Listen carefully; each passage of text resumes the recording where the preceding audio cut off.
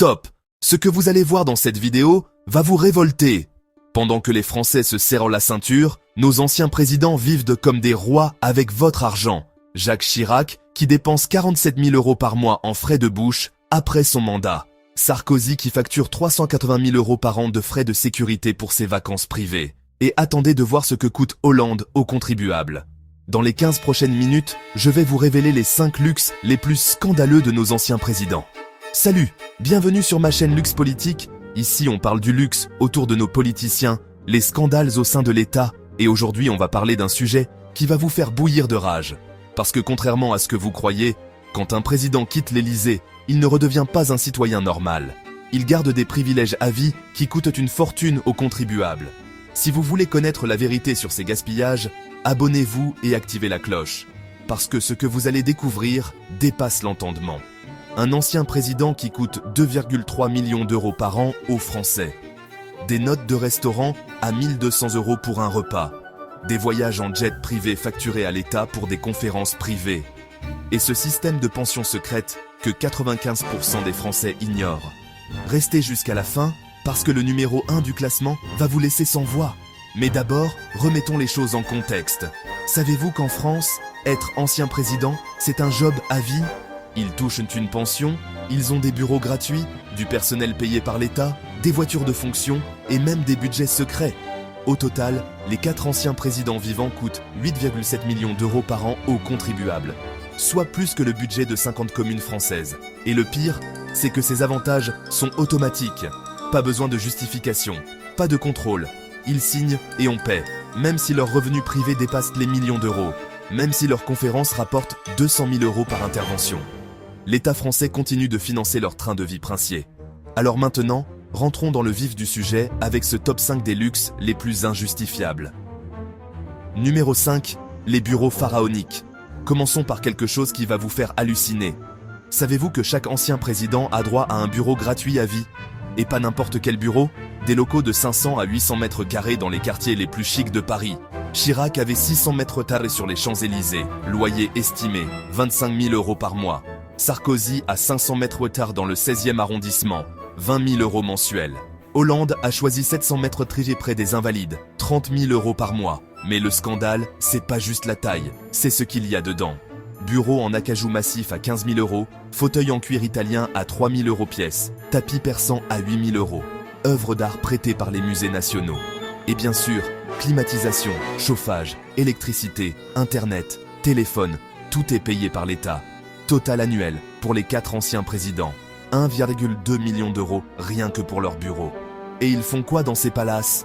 Ils reçoivent leurs amis, ils écrivent leurs mémoires, ils préparent leurs conférences privées, avec notre argent, pendant que des fonctionnaires travaillent dans des préfabriqués vétustes. Numéro 4, le personnel pléthorique. Alors là, accrochez-vous. Chaque ancien président a droit à une équipe de 6 à 8 personnes payées par l'État. Secrétaires, conseillers, chauffeurs, agents de sécurité, attachés de presse. Le tout aux frais du contribuable. Chirac avait 8 collaborateurs, coût annuel, 650 000 €. Sarkozy en a 7, budget, 580 000 €. Hollande, 6 personnes, 520 000 €. Giscard d'Estaing, jusqu'à sa mort, 5 collaborateurs, 450 000 €. Mais regardez en détail, le conseiller de Sarkozy touche 8 500 € par mois. Pour conseiller quoi? Il est plus président. Sa secrétaire particulière, 4 200 € mensuels. Pour gérer quoi?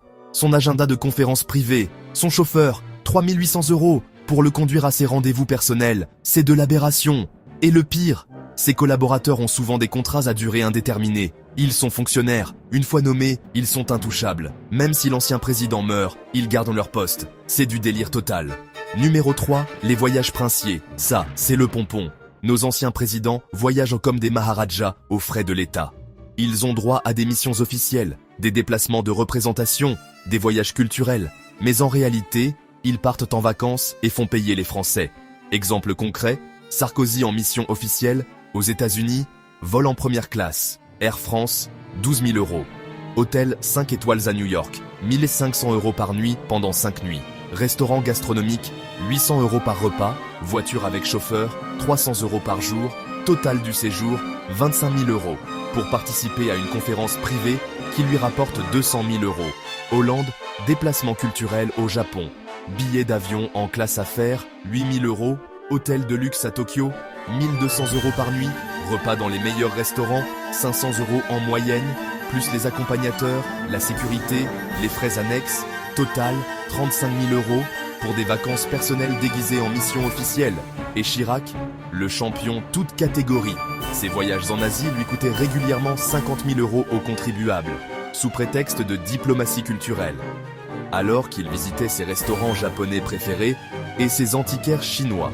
Numéro 2, les frais de bouche astronomiques. Préparez-vous à l'indignation. Nos anciens présidents ont des budgets frais de réception qui dépassent l'entendement.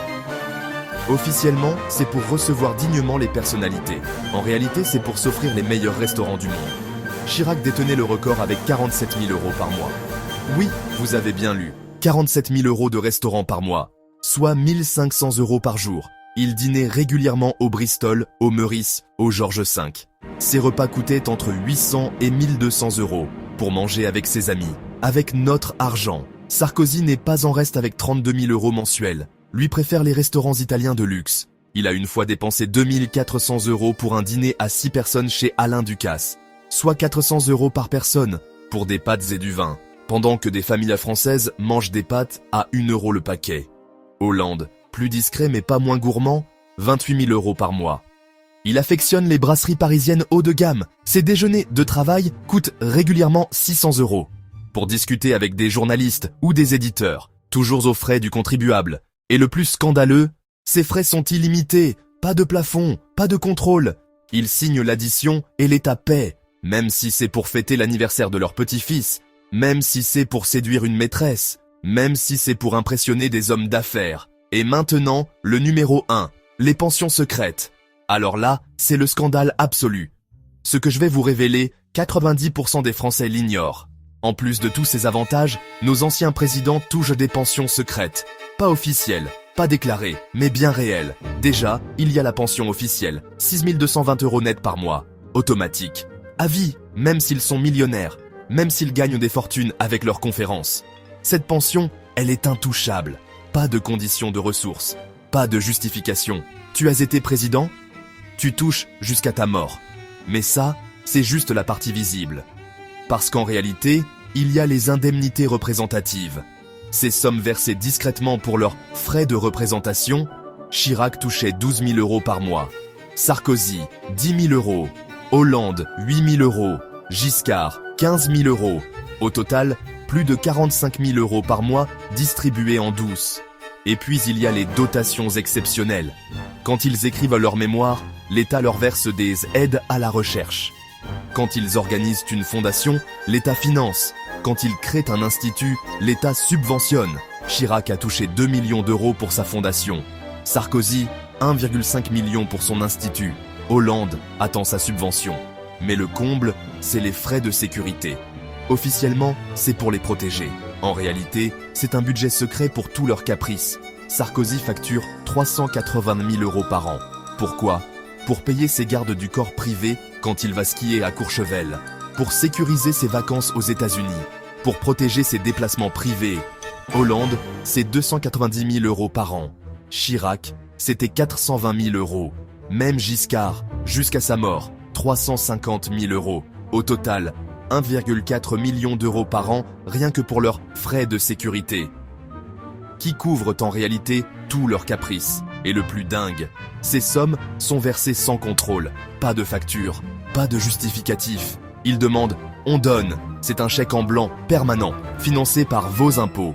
Alors maintenant, faisons les comptes. Pension officielle, 6 220 euros par mois. Indemnité secrète, 12 000 euros en moyenne. Bureau gratuit, 25 000 euros par mois. Personnel payé, 7 000 euros par mois. Frais de bouche, 35 000 euros par mois. Voyage, 15 000 euros par mois. Frais de sécurité, 32 000 euros par mois. Total, 132 000 euros par mois par ancien président, soit 1,6 million d'euros par an. Multiplié par 4 anciens présidents vivants, 6,4 millions d'euros par an. Mais attendez, j'ai oublié les frais exceptionnels, les cadeaux d'État, les voitures de collection, les œuvres d'art, les frais médicaux, les assurances.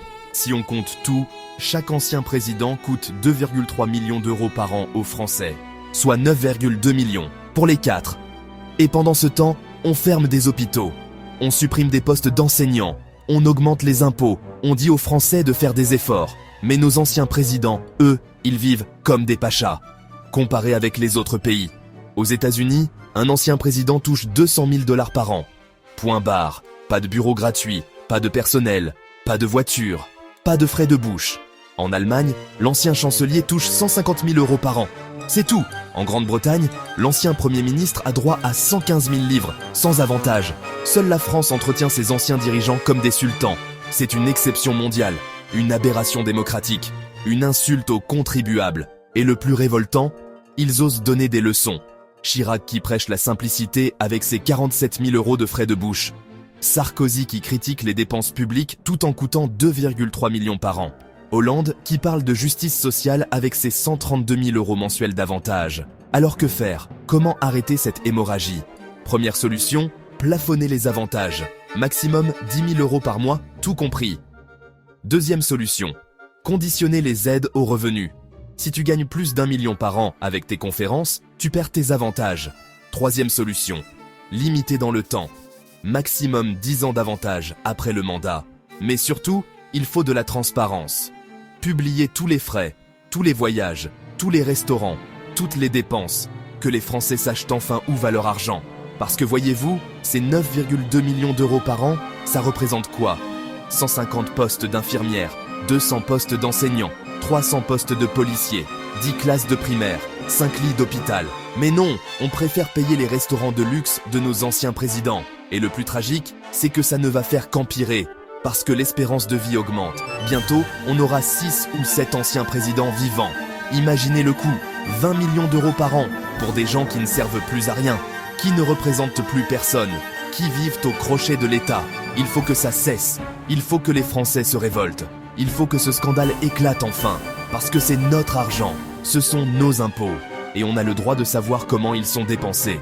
Si cette révélation vous a choqué, vous devez partager cette vidéo. Parce que ces informations, aucun média mainstream n'ose les donner. Ils ont peur des représailles, ils ont peur de perdre leurs invités. Mais nous, on n'a peur de rien. Abonnez-vous pour plus d'enquêtes explosives. Activez la cloche pour ne rien manquer. Et dites-moi en commentaire, quel luxe vous révolte le plus? Lequel faudrait-il supprimer en premier? Et si vous voulez que je révèle les dépenses actuelles d'Emmanuel Macron, mettez un en commentaire. Parce que ce que dépense le président actuel va vous faire halluciner. Rendez-vous dans 3 jours pour Macron, ses dépenses secrètes révélées. Et n'oubliez jamais, votre argent, vos impôts, votre colère. Il est temps de dire stop à ces abus. À très bientôt pour la suite de cette enquête sur le gaspillage présidentiel.